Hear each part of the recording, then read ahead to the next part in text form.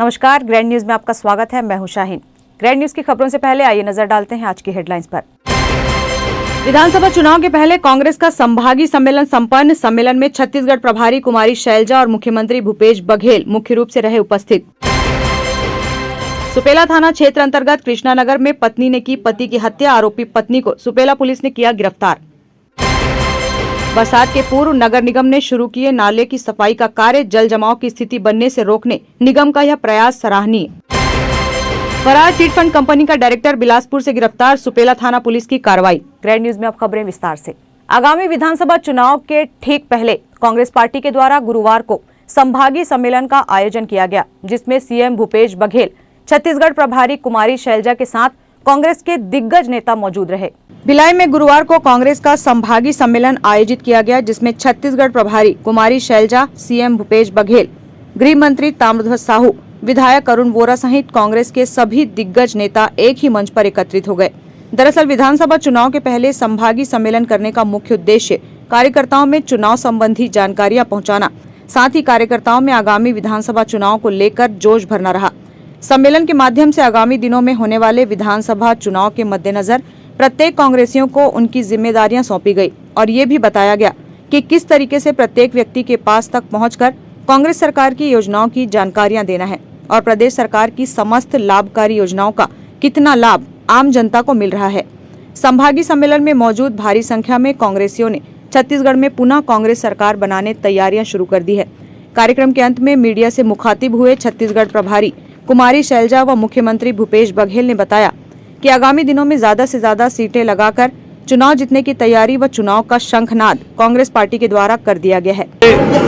दूर संभाग से मैं आता हूं और इस संभागीय सम्मेलन को संबोधित करने आदरणीय शैलजा जी, आदरणीय मोहन जी, आदरणीय दास मोहन जी जो हमारे विधानसभा के अध्यक्ष हैं तो पधारे। मैं उनका हृदय से आभार व्यक्त करता हूं कि उन्होंने पूरा समय इस कार्यकर्ता सम्मेलन में दिया और निर्देश भी दिए, जानकारियां भी ली, इसके लिए मैं उनके प्रति आभार व्यक्त करता हूं। साथ ही एमएसपी के मामले में उनके मुँह में जीरा। देखिए, यूपीए के समय यूपीए सरकार में 130% वृद्धि हुई थी, क्योंकि हमारे छत्तीसगढ़ धान का कटोरा है, 130% वृद्धि हुई थी। और इसके समय अभी जो मिला के बात करें तो 66-67% हो रहा है। तो हमने 130% वृद्धि की, ये 66% में मतलब सीधा आधा, मतलब किसानों के साथ सीधा धोखा है, क्योंकि आपने स्वामीनाथन कमेटी रिपोर्ट लागू करने की बात की थी। पिछले 5 साल पहले आप देखेंगे, चुनाव के पहले मोदी जी सरकार ने 200 रुपये प्रति क्विंटल वृद्धि की थी और अभी 143 रुपये किया है। इसका मतलब ये है कि पिछले समय जो दिए थे चुनाव समय भी उन्होंने कटौती कर दी। इसका मतलब ये है कि किसान की सरकार नहीं है, किसानों को उनको वोट नहीं चाहिए। आपने समय दिया है 4 महीने का अपनी कार्यशैली को सुधारने की, जो विधायकों से कोई नाराजगी नहीं है। अधिकांश विधायकों के रिपोर्ट कार्ड बहुत अच्छे हैं। किसी विधायक की कुछ कमजोरी है तो 4 महीना भी समय है और उसके बाद पार्टी तय करेगी, हाईकमान तय करती है। सारे हम लोग रिपोर्ट देंगे। शैलजा जी यहाँ लगातार हैं, वो हर विधानसभा जा रही हैं, हर जिले, हर संभाग, हर विधानसभा में जाएंगे, तो वो सब चीज़ें वो देखेंगे। सर्वे भी होगा, ब्लॉक अध्यक्ष, जिला अध्यक्ष, फ्रंटल ऑर्गेनाइजेशन सबके व्यू ले जाएंगे और उसके बाद फिर आपके भतीजे विजय बघेल जी बोलते हैं मैं, अरे पिछले समय तो लड़ने के लायक नहीं समझे थे। पाटन में वो बाहर से लाए थे पैरासूट। हाँ, आपका वैशाली नगर राजधानी दोनों के लिए क्या स्ट्रेटेजी रहेगी? उसके लिए अलग से रणनीति बनाएंगे और दोनों सीट जीतेंगे। शराब प्रेमी एक राजस्व का बड़ा हिस्सा रखते हैं। हाँ। वो चाहते हैं कि अच्छी शराब मिले, अच्छी शराब मिले, सस्ती मिले। शराब के मामले में रमन सिंह जो व्यवस्था करके रखे हैं ना, वही व्यवस्था चल रही है। मैं तो चाहता था बंद करूं, लेकिन अब कोरोना भी आ गया, जो परिस्थितियां बनी और लोग जहरीली शराब पी के मर गए, नकली शराब पी, सैनिटाइजर पी के मर गए, तो अब हिम्मत नहीं हो रही है कि मैं बंद कर दूं। लोग इस प्रकार से यदि जहरीली शराब पिए और लोगों की मौतें हो जाएं तो मैं हिम्मत नहीं कर पा रहा। सस्ते करने के बहुत सारे लेटर जा रहे हैं आजकल, सस्ते कर दो, अच्छे क्वालिटी के लिए। अच्छा ठीक है,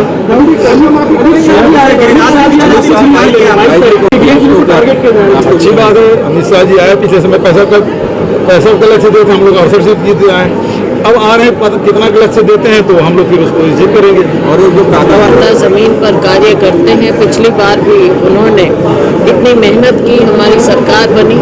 और अगर हम दुर्ग संभाग की बात करें तो यहाँ से मुख्यमंत्री खुद हैं और यहाँ का कार्यकर्ता पूरे जोश में है, यहाँ काम किया है। पहले भी हमें 20 में से 17 फिर 18 सीटें यहाँ से जीत कर दी हैं। और आने वाले समय में, क्योंकि न केवल दुर्ग संभाग में लेकिन पूरे राज्य में जिस प्रकार से हमारी सरकार ने कार्य किया है बघेल जी के नेतृत्व में, हम पूरे विश्वास के साथ कह सकते हैं कि पूरे प्रदेश की जनता हमारे साथ है। और आज के दिन बात की जाती है छत्तीसगढ़ मॉडल की, पूरे देश में बात की जाती है, तो काम करके दिखाया है, लोगों में उत्साह है। और हमें पूरा विश्वास है कि आने वाले समय में हमारा कार्यकर्ता पूरा उत्साहित होकर नीचे ज़मीन पर, ग्रास रूट लेवल पर फिर से कार्य करेगा। क्योंकि सरकार की जो स्कीमें हैं उनके बारे में भी लोगों को अवगत कराएंगे। और लाभार्थी हैं, मुझे नहीं लगता कि कोई भी वर्ग आज के दिन ऐसा बचा होगा छत्तीसगढ़ में, चाहे वो गरीब से गरीब हमारा मजदूर है, किसान है, चाहे शहरों में हमारे लोग बस रहे हैं या गांवों में हैं, तो हर तरह से उनकी शिक्षा का प्रबंध अच्छे से अच्छे उम्दा स्कूल, वर्ल्ड क्लास स्कूल में उनके बच्चे आज पढ़ सकते हैं। स्वास्थ्य सेवाओं की अगर बात करें तो स्वास्थ्य सेवाओं की सुविधा उनके घर तक, उन तक पहुंच रही है, ना कि उन्हें कहीं और जाना पड़े। और इसी प्रकार से चाहे वन उपज की बात हो, हर तरह से हर एक को महिलाओं के लिए जो मैंने खुद देखा है, अपनी आंखों से देखा है, जो उनके समूह काम कर रहे हैं, विदेशों तक से उनको ऑर्डर मिलते हैं, तो हम पूरे विश्वास के साथ कह सकते हैं कि हमारा कार्यकर्ता उत्साहित होकर नीचे ज़मीन पर कार्य कर रहा है, आगे और ज़्यादा काम करेगा। क्योंकि चुनाव आ रहा है 23 का विधानसभा का और 24 का लोकसभा का, और इसके साथ साथ जनता में एक नई उमंग है और दोबारा से यहाँ हमारी सरकार बनेगी। रमन सिंह आते हैं, 15 साल का जो भारतीय जनता पार्टी का कुशासन लोगों ने देखा, उसके विपरीत ही तो हमें इतना अच्छा यहाँ पर जो बहुमत मिला था। और उसके अलावा रमन सिंह जी भारतीय जनता पार्टी के सीनियर नेता रहे, लेकिन दुख की बात यह है कि उनकी अपनी पार्टी आज उनको पूछ नहीं रही है, उन्हें दरकिनार किया हुआ है। तो मुझे नहीं लगता कि वहाँ पर भी कुछ ऐसा होगा आने वाले समय में, वो सीट भी हम जीतेंगे। देखो, टिकट वितरण बड़े सोच समझ कर किया जाता है, पिछली बार भी किया और यही कारण था कि हमारी 68 सीटें हम जीते थे।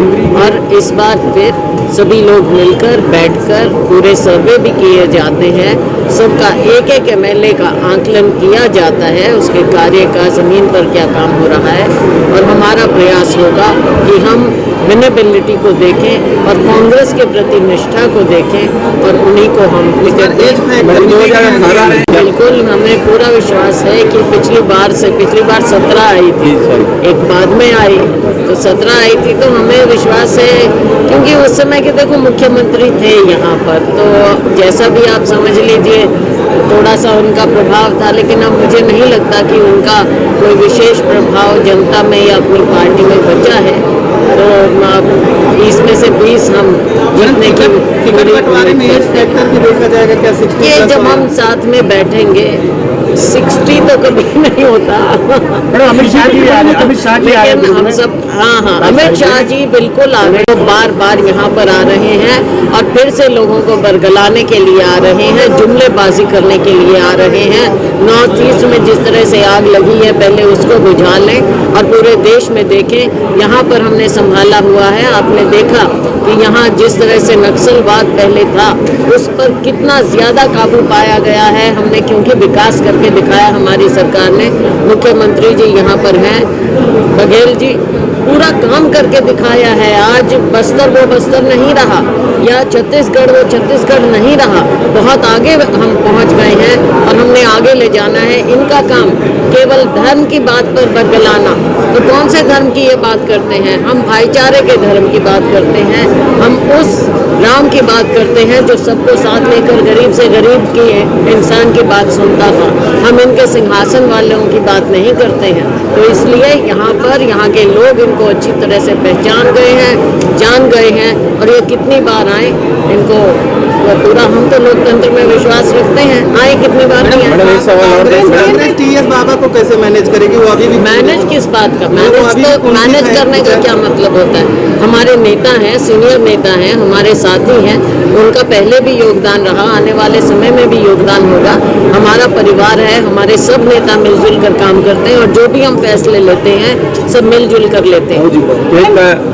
केंद्रीय मंत्री आए हुए हैं कांकेर प्रकार की है, दुख की बात है कि ये बात ऊपर से शुरू होती है। माननीय प्रधानमंत्री की भी जिस तरह से भाषा का प्रयोग, उनके मंत्री भी और नेता भी वो एक लाइन पर चल पड़ते हैं। ये भारत की संस्कृति नहीं है जिस प्रकार की भाषा का ये इस्तेमाल करते हैं। और दूसरी ओर ये भी दिखता है कि ये कितने बौखला गए हैं। ग्रैंड न्यूज के लिए अतुल शर्मा की रिपोर्ट। सुपेला थाना क्षेत्र अंतर्गत कृष्णानगर बजरंग चौक में दरमियानी रात एक महिला ने दुपट्टे से फंदा लगाकर पति का गला घोट दिया। इससे पति की मौत हो गई। सुपेला थाना पुलिस ने आरोपी पत्नी को गिरफ्तार कर लिया है। सुपेला थाना क्षेत्र में हत्या की वारदात से सनसनी फैली हुई है। बुधवार गुरुवार की दरमियानी रात कृष्णानगर बजरंग चौक निवासी संगीता सोनी ने अपने पति दिलीप सोनी का गला घोट दिया। आरोपी पत्नी ने दुपट्टे से फंदा बनाया था। घर वालों का कहना है कि महिला 3-4 दिनों से बीमार थी। उस पर भूत प्रेत का साया था, जिसका उपचार तांत्रिक से चल रहा था। इस दौरान दरमियानी रात महिला अपने बिस्तर से उठी और दुपट्टे से फंदा बनाकर अपने पति दिलीप सोनी का गला घोट दिया। महिला और उसका मृत पति अपने बच्चों के साथ कृष्णानगर बजरंग चौक में रहा करते थे। इस पूरी घटना की जानकारी सुपेला थाना प्रभारी दुर्गेश शर्मा ने दी। ये घटना जो है बजरंग चौक कृष्णानगर की घटना है। कल रात में देर रात सूचना मिली कि बजरंग चौक कृष्णानगर में दिलीप सोनी के मकान पे कोई घटना हुई है। कि सूचना पर पुलिस टीम सुपेला की रवाना हुई थी। रवाना कर देखे तो वहाँ जहाँ दिलीप सोनी नाम का जो व्यक्ति है, जो पेशे से ड्राइवर है, वो मृत हालत में अपने बेड पर लेटा हुआ था। देखने पर सरसरी तौर पर देखने पर समझ आ गया कि उसकी हत्या की गई है। गले में फंदा डाल के पूछताछ करने पर पता चला, जो घर के लोग थे उन्होंने बताया कि जो उसकी पत्नी है संगीता सोनी, उसके द्वारा दुपट्टे से गले को फंदा लगाकर उसकी हत्या कर दी गई है। पत्नी भी वहाँ पर मिल गई और वो हिरासत में लेकर पूछताछ करने पर जुर्म स्वीकार किया है और विधिवत उसमें मर्ग कायम कर और अपराध कायम कर कार्रवाई की जाए। सर, पहले किसी तरह का विवाद होता था इनके बीच में? जैसे अब तक की जो पूछताछ में पता लगा है कि ये लोग के बीच में घरेलू कलह था, लगातार आपस में लड़ते झगड़ते थे। और जो परिवार वाले लोग वो भी बता रहे हैं कि इनके बीच में पिछले 2-3 दिनों से लगातार बहुत झगड़ा हो रहा था। ये सब अभी जांच में और चल रहा है कि और क्या कारण हो सकते हैं घटना का, अभी विवेचना चल रही है इसमें। बहरहाल इस घटना के बाद से क्षेत्र में चर्चाओं का बाजार गर्म है। वहीं महिला पर भूत प्रेत का साया होने की बातें भी सामने आ रही हैं। वहीं महिला का अपने पति से 3-4 दिनों से विवाद भी चल रहा था। पति पेशे से ड्राइवर बताया गया है। महिला अपने पति और बच्चों के साथ रहा करती थी, जिसका उपचार तांत्रिक के जरिए जारी था। इस घटना ने सभी को चौंका कर रख दिया है। बहरहाल महिला को पुलिस ने गिरफ्तार कर लिया है। वहीं महिला का उपचार जारी रहने के दौरान उसे काफ़ी हद तक आराम भी मिला था। घटना के बाद दिलीप सोनी को अस्पताल ले जाया गया था, जहां डॉक्टरों ने उसे मृत घोषित कर दिया।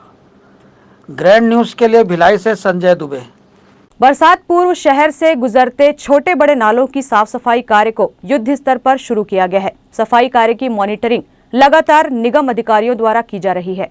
नगर निगम प्रशासन द्वारा बरसात पूर्व शहर से गुजरते सभी छोटे बड़े नालों की साफ सफाई कार्य को युद्ध स्तर पर शुरू किया गया है। चेन माउंटिंग मशीन से इस कार्य को अंजाम दिया जा रहा है। बरसात में नालों की वजह से जल जमाव की स्थिति निर्मित होने से रोकने इस कार्य को युद्ध स्तर पर किया जा रहा है।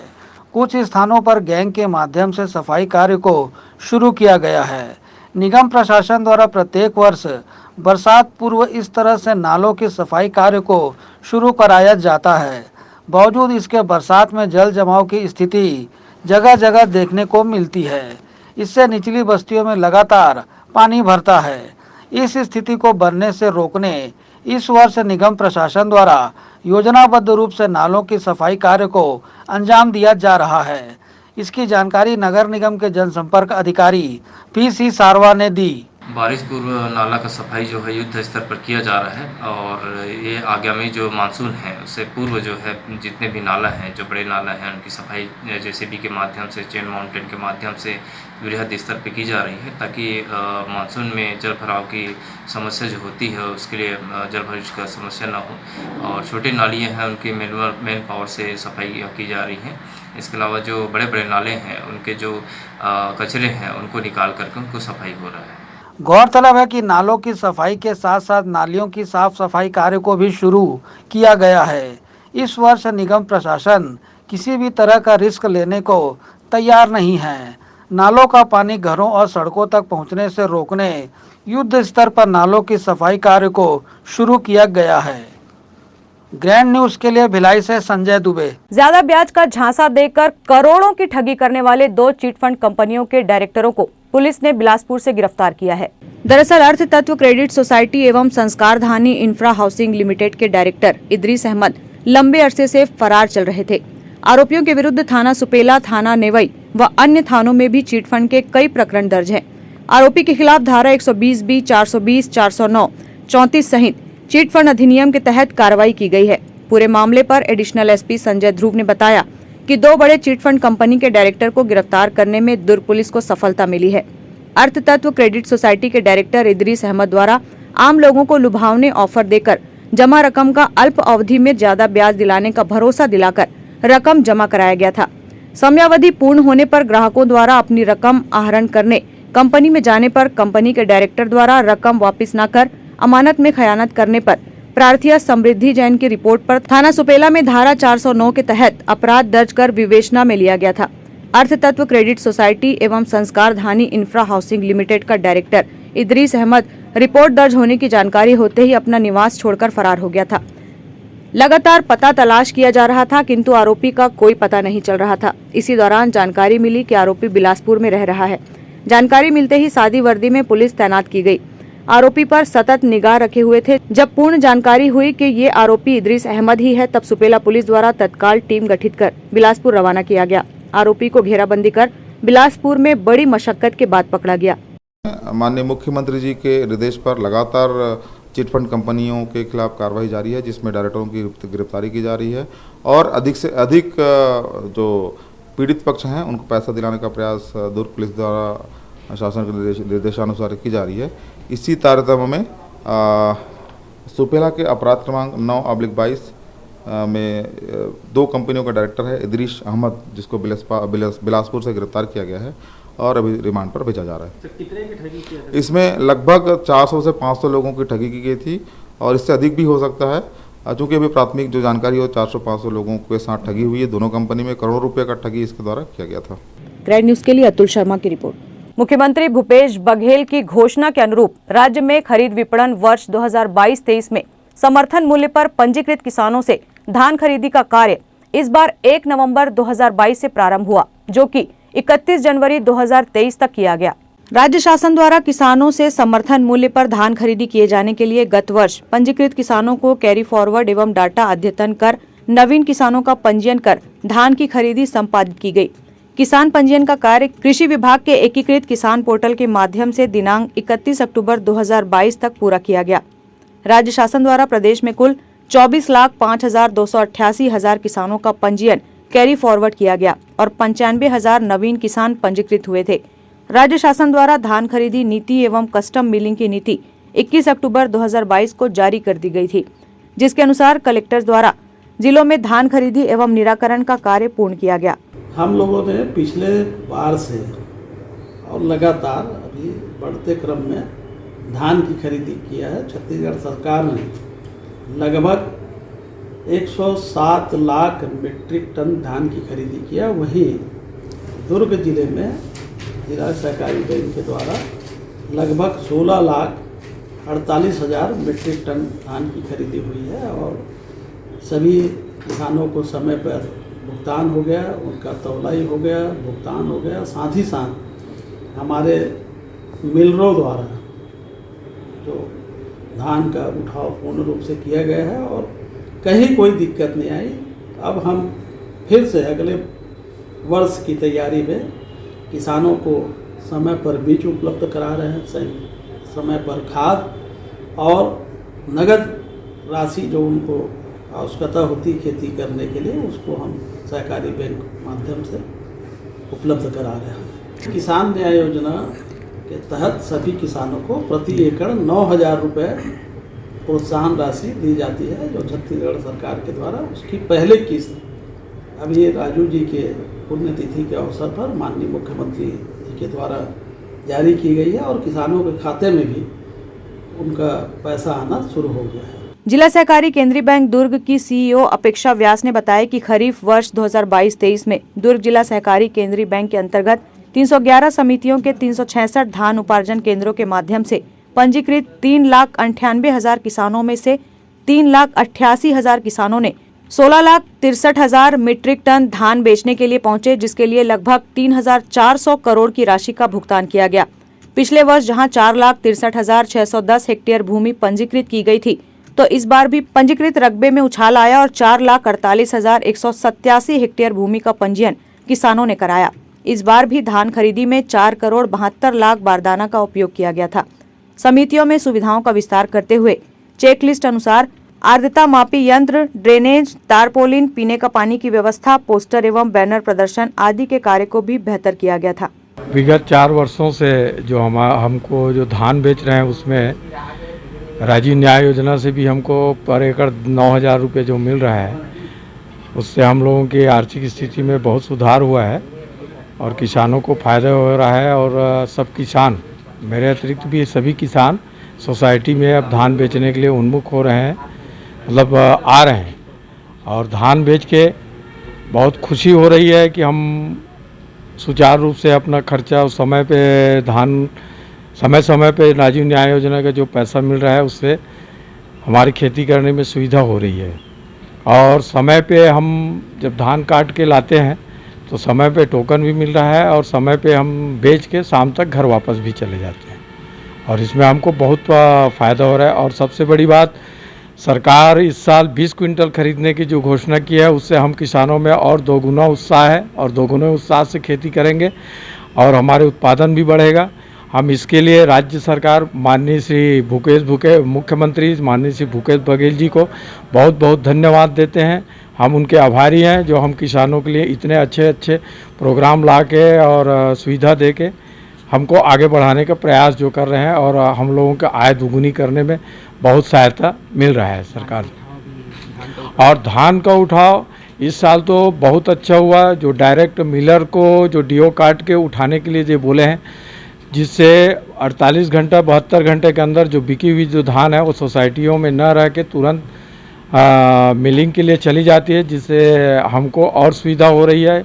जाम की स्थिति नहीं रहती सोसाइटियों में और तुरंत किसान आते हैं टोकन के आधार पे और उनकी बिक्री भी शाम तक हो जाती है और शाम को घर तक चले जाते हैं। नहीं, यहाँ तो जो टोकन के सुविधा जो दे गए है शासन द्वारा वो बहुत बढ़िया चलत है और जो किसान से पहले 15 क्विंटल धान खरीदत रही से और आज के तारीख में अब वो 20 क्विंटल के तो घोषणा हो ही गई है। आगामी समय में खरीद ही जेकर से सब किसान के धान जो बच जाती थोड़ा मोड़ा वो सब किसान के पास अब नहीं बच पाई, सब किसान खुश रही ओकर से। बोनस भी जो मिला और जो बोनस के राशि भी समय में जो दे थे, त्यौहार वगैरह है जैसे अपन निदाई कोड़ाई वगैरह का समय है और अन्य अच्छा समय में ही वो मिल पाते किसान मल्ला, जेकर से पूरा सब किसान बहुत खुश है और आने वाला समय में भी सब एक फायदा मिले है। मैं तो यही कहना चाहता हूँ कि बहुत ही अच्छा ये कार्यक्रम है और एक से बहुत ही सुविधा है गांव में धान बेचेगा तो टोकन भी सिस्टम? हाँ, धान बेचने के लिए टोकन भी मिलता है। बोनस भी, बोनस भी मिलता है, इससे हम लोगों को भी बहुत फायदा हुआ है। तो जो सहायता मिलते वो तो ठीक है, सब चीज़ के टोकन वोकन मस्त बढ़िया है। यहाँ धान भी बिक जाते समय में पैसा भी मिल जाते, बोरा वोरा भी ठीक है, और कोई प्रकार की तकलीफ नहीं है। बढ़िया मस्त सुविधा दे हमारी सरकार। ये जो तरफ है बहुत अच्छा तरफ है, एक से किसान मन की आर्थिक स्थिति में बहुत सुधार है, और आगे चल के भी हमें उम्मीद है कि वो अच्छा एक से फायदा मिले। टोकन सिस्टम वगैरह भी अच्छा है, खरीदी वगैरह बोनस वगैरह समय मिल जाते, कोई प्रकार की प्रॉब्लम नहीं है, परेशानी नहीं। गाँव में जिसे हम बाहर जाते रहें तो हमरा तकलीफ होत रही से, और गांव में है तो हमरा कोई प्रकार के तकलीफ वाली बात ही नहीं है। गांव किसान कभी भी ला के बेच सकत हन, ओकर से हमला फ़ायदा है। बाहर लेगत रहे हमला ट्रांसपोर्ट भी ज़्यादा लगत रही से, गांव में है तो हमला ट्रांसपोर्ट नहीं लगत है। आज कभी टोकन लेकर टोकन लेके टोकन के सब सुविधा है, आजकल ऑनलाइन के भी व्यवस्था है, टोकन यहाँ आसानी से मिल जाते। बोनस भी आप लोग समय मिला ठीक है? बोनस समय मिल जाती, 4 किस्तों में बोनस देती सरकार। कौन कौन से समय मिलते तब तक फायदे? अब वो तो 3-3 माह के अंदर में मिलते। अभी फर्स्ट किस्त अभी मिले हैं। ग्रैंड न्यूज के लिए अतुल शर्मा की रिपोर्ट। महापौर नीरज पाल ने अपना जन्मदिन विविध योजनाओं के बीच मनाया। सुबह महापौर नीरज पाल आश्रम पहुंचे और यहां बुजुर्गों से मुलाकात की और उनका आशीर्वाद लिया। महापौर को बधाई देने उनके निवास स्थान पर कांग्रेस कार्यकर्ताओं के साथ साथ विभिन्न सामाजिक संगठनों से जुड़े लोगों का तांता लगा रहा। भिलाई नगर विधायक देवेंद्र यादव, क्षितिज चंद्राकर सहित अन्य कांग्रेस जन महापौर को जन्मदिन की बधाई देने उनके निवास स्थल पहुंचे। सभी ने महापौर के दीर्घायु एवं स्वस्थ जीवन की कामना की। सुबह से ही महापौर निवास में महापौर को बधाई देने वाले कांग्रेस कार्यकर्ताओं की भीड़ लगी रही। महापौर ने सभी से मुलाकात की और उनका कुशल क्षेम जाना। सभी ने महापौर के स्वस्थ एवं दीर्घायु जीवन की कामना की।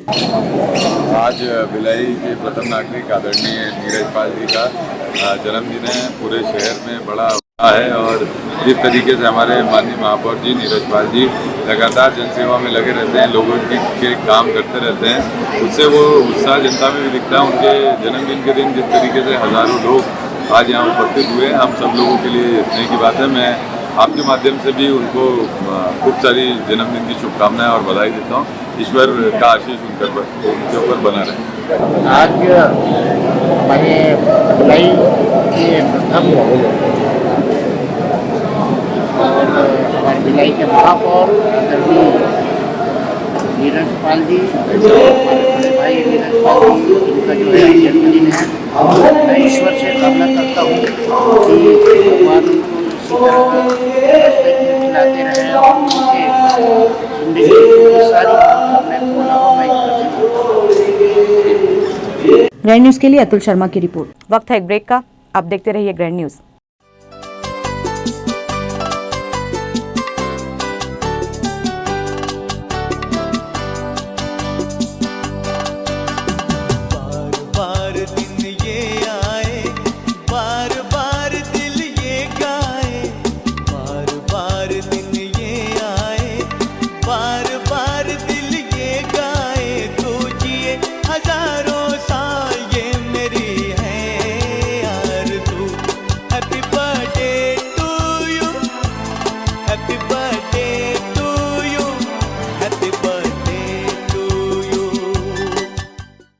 जीवेत शरधर शतम। मेरे दोस्त नगर निगम के महापौर आदरणीय नीरज पाल जी को जन्मदिन पर हार्दिक बधाई एवं शुभकामनाएं। विनीत धर्मेंद्र यादव, कांग्रेस नेता, Bhilai.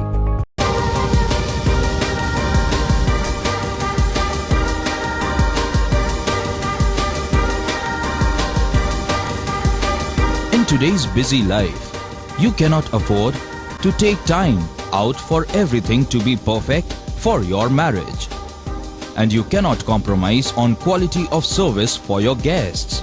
Our customized marriage packages are made just according to your wish. This presentation will acquaint you with the different luxury-packed marriage packages available. This package has an elaborate menu with 60 mouth-watering items. Bharat Swagat including welcome drink, snacks and sweets. A breathtakingly decorated welcome gate and the arena decorated with flowers.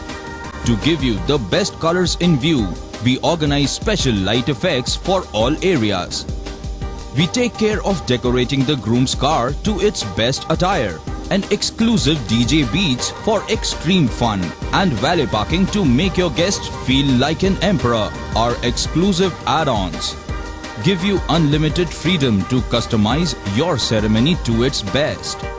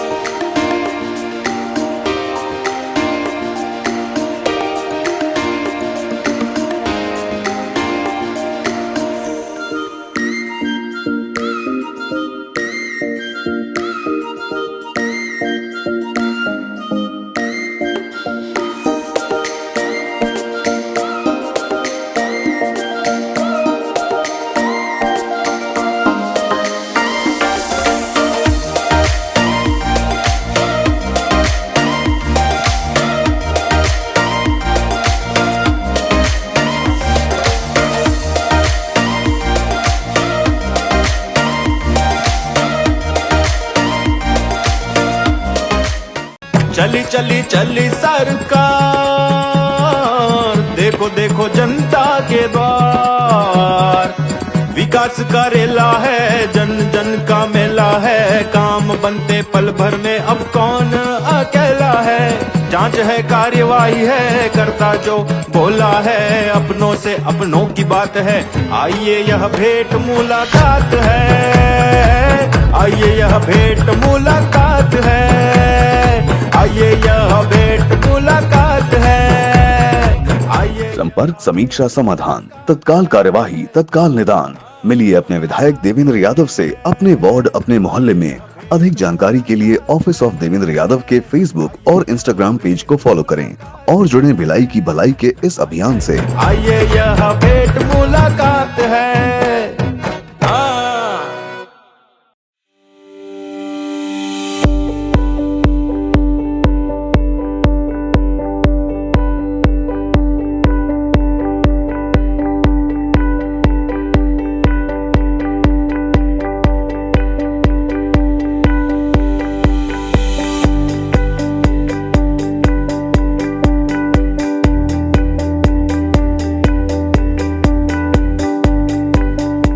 Break के बाद आपका स्वागत है। नगर पालिका निगम भिलाई क्षेत्र अंतर्गत summer camp का आयोजन महापौर नीरज पाल की पहल से इस वर्ष भी किया गया था, जिसमें अनुभवी कोच के माध्यम से बच्चों को निःशुल्क खेल प्रशिक्षण की सुविधा मुहैया कराई गई थी।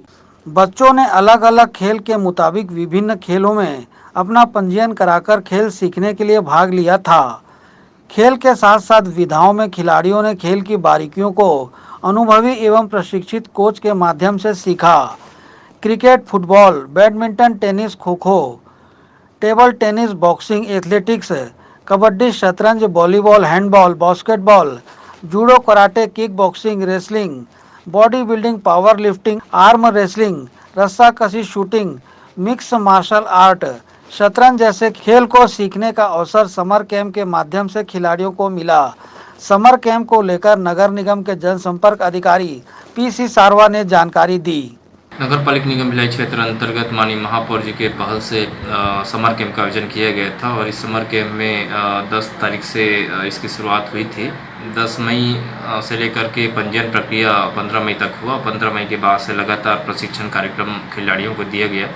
अनुभवी जो कोच थे उनके माध्यम से अलग अलग जैसे शूटर गेम हो गया, शतरंज हो गया, क्रिकेट हो गया, फुटबॉल हो गया, टेनिस हो गया, इंडोर गेम हो गया, इस प्रकार से अलग अलग 25 प्रकार के अलग अलग जो स्पोर्ट्स थे उनको प्रशिक्षण खिलाड़ियों को दिया गया है। उसका समापन हो चुका है और समापन के माध्यम से जो है कोच लोगों को जो प्रशस्ति पत्र निगम के तरफ से सम्मानित करते हुए दिया गया। और जो बच्चे थे उनके द्वारा डेमोन्स्ट्रेशन बहुत गजब का जो है डेमोन्स्ट्रेशन भी प्रदान किया गया और बच्चों के खिलाड़ियों के जो उज्जवल भविष्य के शुभकामनाएं भी उसी दौरान की गई। खेल एवं युवा कल्याण विभाग के प्रभारी सदस्य आदित्य सिंह ने खेल के समापन अवसर पर कोच को सम्मानित करते हुए प्रशस्ति पत्र प्रदान किया और खिलाड़ियों के उज्जवल भविष्य की कामना की। महापौर परिषद के सदस्य एवं खेल विभाग के प्रभारी सदस्य आदित्य सिंह ने इस दौरान कहा कि समर कैंप के माध्यम से खिलाड़ियों को एक नया अनुभव तथा खेल के छोटे छोटे पहलुओं को समझने का अवसर मिलता है। अनुभवी कोचिंग के माध्यम से खेल अभ्यास सीखने पर किसी भी प्रकार की गलती होने से उसे तत्काल सुधारने का मौका भी मिलता है ताकि शहर के बच्चे राज्य, देश और देश विदेश में भिलाई का नाम रोशन कर सके। समर कैंप के समापन अवसर पर जनसंपर्क अधिकारी पीसी सारवा, सहायक अभियंता आरएस राजपूत और शरद दुबे आदि मौजूद रहे। ग्रैंड न्यूज के लिए भिलाई से संजय दुबे। दुर्ग के बघेरा में करंट लगने से एक युवक की मौत हो गई, जिसमें सीएसईबी की बड़ी लापरवाही सामने आई है। मृतक युवक चंदखुरी निवासी था। सीबीआई की लापरवाही से एक युवक की मौत हो गई। मामला दुर्ग के बघेरा का है, जहां करंट की चपेट में आने से युवक की मौत हुई। युवक का नाम संजय धीमर जो कि चंदखुरी निवासी था और काम करने बघेरा आया करता था। मौत की खबर सुनकर मौके में जनपद अध्यक्ष देवेंद्र देशमुख सीबीआई के दफ्तर पहुंचे और अधिकारियों की लापरवाही पर नाराजगी जाहिर की। मौत की खबर सुनते ही सीबीआई के दफ्तर में मृतक के पिता व परिजन पहुंचे। मामला सीबीआई ऑफिस बघेरा का है। बघेरा सब स्टेशन विद्युत विभाग का है। वहां पर जो है मरम्मत कार्य चल रहा था, जहां पर मरम्मत कार्य के दौरान 11 केवी विद्युत प्रवाह जो चल रहा था, उस पर जो है कार्य करने के दौरान में एक व्यक्ति जिसका नाम धनंजय ढीमर है, वो उसकी चपेट में आने से उसकी मौत हो गई है। मामले में मर्ग कायम कर जांच की जा रही है। दुर्ग जिले में फिर एक बार अपराध बढ़ चुके हैं। ताजा मामला दुर्ग के शक्तिनगर का है। दरअसल मोहननगर थाना क्षेत्र में देर रात एक युवक की पत्थर मारकर गंभीर रूप से घायल कर आरोपी भाग निकले। पुलिस घायल युवक को अस्पताल ले गई, जहां उपचार के दौरान बुधवार की सुबह दम तोड़ दिया। पुलिस इस मामले में 3 संदेहियों को पकड़कर थाने लाई है। एएसपी संजय ध्रुव का कहना है कि शक्तिनगर में एक युवक के गंभीर रूप से घायल हालत में पड़े होने की सूचना लोगों ने पुलिस को दी। पुलिस टीम ने घायल युवक को हॉस्पिटल पहुंचाया, जहां उसकी मौत हो गई। मृतक की शिनाख्त लुकेश यादव के रूप में की गई है। मोहननगर पुलिस ने बताया कि देर रात युवक से मारपीट की गई। उसके चेहरे और शरीर में काफी चोटें थी। मौके पर पत्थर भी मिला, जिससे उसे मारा गया था। पुलिस 3 युवकों को पकड़कर पूछताछ कर रही है। मोहननगर थाना क्षेत्र का मामला है, जहां पर प्रातः सूचना मिली 5 बजे के आसपास कि शक्तिनगर में एक व्यक्ति अधमरे अवस्था में पड़ा हुआ है, खून से लथपथ है। उसको तत्काल 112 की टीम और थाने की पेट्रोलिंग और लोकल लोगों के सहयोग से अस्पताल पहुंचाया गया, जहां पर अस्पताल में उसकी इलाज के दौरान मौत हो गई। मृतक का नाम लोकेश यादव, उम्र 33 वर्ष, निवासी शक्तिनगर मोहननगर का है। और तत्काल क्राइम ब्रांच की टीम और थाना की टीम का एक जॉइंट टीम बनाया गया, जिसको तत्काल उस अपराध के पतासाजी हेतु लगाया गया। कुछ ही घंटों में मामले का पटाक्षेप हो गया। हमको 3 नाबालिग औपचारिक बालक मिले हैं जिन्होंने इस कृत्य को किया है।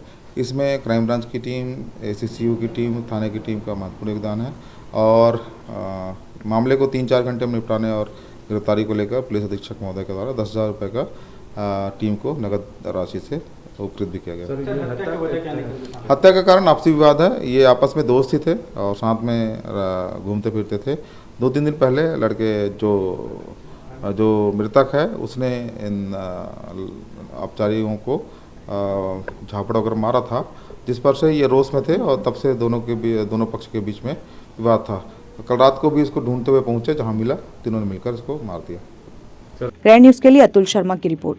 समाज सेविका व भाजपा नेत्री Neetu Srivastava golden book of world record से सम्मानित हुई। समाज सेवा के क्षेत्र में विगत 11 सालों से काम कर रही नीतू श्रीवास्तव का नाम 5 जून 2023 को golden book of world record में दर्ज किया गया। नीतू श्रीवास्तव श्रुति फाउंडेशन छत्तीसगढ़ संस्था की स्थापिका अध्यक्ष भी है। Golden book of world record के एशिया हेड मनीष विंसोई द्वारा golden book of world record का सर्टिफिकेट मेडल प्रदान किया गया। नीतू श्रीवास्तव के मार्गदर्शन में श्रुति फाउंडेशन छत्तीसगढ़ संस्था ने 6 मार्च को छत्तीसगढ़ प्रदेश में पहली बार प्रदेश स्तरीय दिव्यांग फैशन शो का आयोजन किया गया था। यह कार्यक्रम बिल्कुल नया व अनूठा था। इस कार्यक्रम को कराने का उद्देश्य दिव्यांग भाई बहनों को फैशन के फील्ड में एक मंच प्रदान करना था, ताकि उनके अंदर छुपी हुई प्रतिभा को निखारा जा सके। जब golden book of world record वालों को हमारे इस कार्यक्रम की जानकारी हुई तो नीतू श्रीवास्तव से संपर्क किया गया। नीतू ने प्रत्यक्ष एवं अप्रत्यक्ष रूप से जिन्होंने भी दिव्यांग फैशन शो में अपना योगदान दिए, उन सभी का धन्यवाद कहा। आप सभी को मेरा नमस्कार। 6 मार्च 2023 को श्रुति फाउंडेशन छत्तीसगढ़ संस्था द्वारा दिव्यांग फैशन शो का आयोजन किया गया था। इस आयोजन का मुख्य उद्देश्य था दिव्यांगों को फैशन के क्षेत्र में आगे लाना, और कहीं ना कहीं ऐसा शो हमारे छत्तीसगढ़ में नहीं हुआ था, इसलिए श्रुति फाउंडेशन ने एक कोशिश की और इस शो का आयोजन किया। इस शो के आयोजन में दिव्यांगों ने काफ़ी बढ़ चढ़कर हिस्सा लिया और उन्हें बहुत खुशी हुई कि एक नया शो हुआ है जिससे उनके आगे बढ़ने के रास्ते खुलेंगे, और कहीं ना कहीं उनके अंदर समाज से जो एक दूरी थी और कहीं ना कहीं उनको आम लोगों के बीच का एक जो साथ होता है उससे वो लोग जिस तरह से कटते थे, तो उन्हें कहीं ना कहीं एक मौका मिला आप सबके साथ जुड़ने का और सबके समक्ष आने का। दिव्यांग फैशन शो के बाद जब सोशल मीडिया से इसका प्रचार प्रसार हुआ तो कहीं ना कहीं हमें लोगों का काफ़ी सहयोग मिला, और मुझे लोगों ने कहा कि आप golden book of world record के लिए एक बार कोशिश करिए। मैंने golden book of world record के फॉर्म को भरा। फॉर्म भरने के बाद मैंने सारे डॉक्यूमेंट्स अपने वहाँ जमा किए। गोल्डन बुक वालों ने उनकी जांचा परखा और उनको जब इसकी सत्यता का पता चला तो उन्होंने इस बुक के लिए मुझे चुना, और 5 जून 2023 को मुझे golden book of world record से सम्मानित किया गया। और कहीं ना कहीं आप सबका साथ, सहयोग और योगदान की वजह से आज मैं golden book of world record की होल्डर बन गई हूँ। और मैं प्रत्यक्ष या अप्रत्यक्ष रूप से जिन्होंने भी इस कार्यक्रम में सहयोग दिया, चाहे वो हमारे स्पॉन्सर हों, चाहे वो हमारी संस्था के मेंबर हों, चाहे वो मेरा परिवार हो, तमाम वो लोग जिन्होंने इसमें सहयोग किया, उन सबका मैं दिल से धन्यवाद करती हूँ। साथ ही साथ मैं golden book of world record वालों का भी धन्यवाद करती हूँ जिन्होंने मुझे इस काबिल समझा। और मैं मनीष वैष्णवी सर जी जो एशिया हेड हैं, दिल्ली से आए थे और जिन्होंने रायपुर में मुझे इस अवार्ड से सम्मानित किया, मैं उनका भी दिल से धन्यवाद करती हूँ, क्योंकि उन्होंने मुझे जो सर्टिफिकेट दिया, मेडल दिया, तो उन सब के लिए मैं गोल्डन बुक ऑफ का रिकॉर्ड करती हूँ। मेरा परिचय नीतू श्रीवास्तव, संस्थापिका अध्यक्ष श्रुति फाउंडेशन छत्तीसगढ़ दुर्ग। ग्रैंड न्यूज़ की खबरों में फिलहाल इतना ही। अब इजाज़त दीजिए। नमस्कार।